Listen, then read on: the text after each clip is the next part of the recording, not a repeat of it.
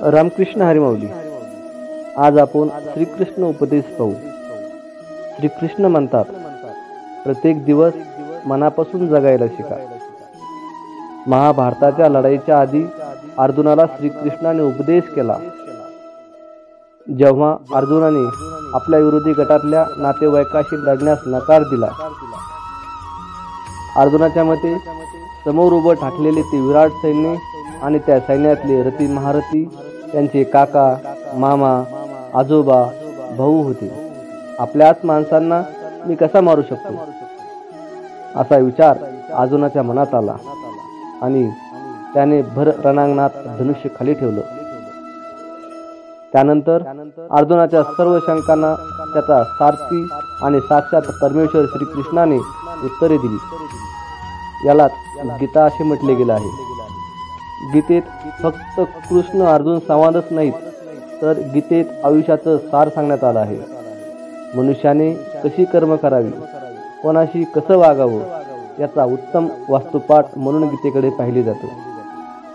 श्रीकृष्ण म्हणतात, काळ कधी आणि कोणाला कसा रंग दाखवेल हे समजण्यापलीकडे आहे. श्रीरामाचा राज्याभिषेक होणार हे रात्री ठरलं आणि सकाळी त्यांना वनवासाला जावं लागलं. म्हणूनच आपलं कर्म करत राहावं. श्रीमंती फक्त पैशाने तोलली जाऊ शकत नाही, तर ज्या व्यक्तीकडे चांगले विचार, चांगले आचार आणि सत्कर्म असते ती व्यक्ती खरी श्रीमंत असते.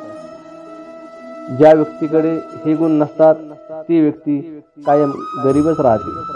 श्रीकृष्ण म्हणतात, जर तुमचा स्वतःवर विश्वास असेल तर तुम्ही बलशाली बनता. इतरांवर अवलंबून राहिलात तर ती तुमची चूक ठरते. तुम्ही कधी योग्य होताय हे कोणीच लक्षात ठेवत नाही, मात्र तुम्ही कधी चुकलात हे सर्वांनाच लक्षात राहते.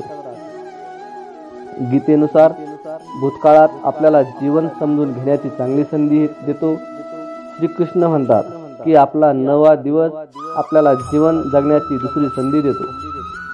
म्हणूनच आपण प्रत्येक दिवस कशाचाही विचार न करता मनापासून जगलं पाहिजे.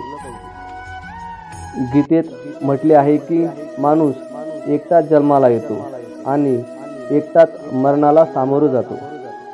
प्रत्येक व्यक्तीला त्याच्या चांगल्या वाईट कर्माची फळे मिळतात. म्हणूनच लोकांच्या गर्दीत चालण्याऐवजी व्यक्तीने आपल्या कर्मावर लक्ष केंद्रित केलं पाहिजे.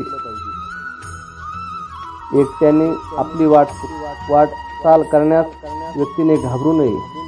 श्रीकृष्ण गीतेमध्ये सांगतात की अत्याधिक आराम आणि अत्याधिक प्रेम माणसाला अपंग बनवते. म्हणूनच व्यक्तीने जास्त आराम आणि प्रेम करणे टाळले पाहिजे, अन्यथा व्यक्ती आपले आयुष्य उद्ध्वस्त करून घेते. रामकृष्ण हरी.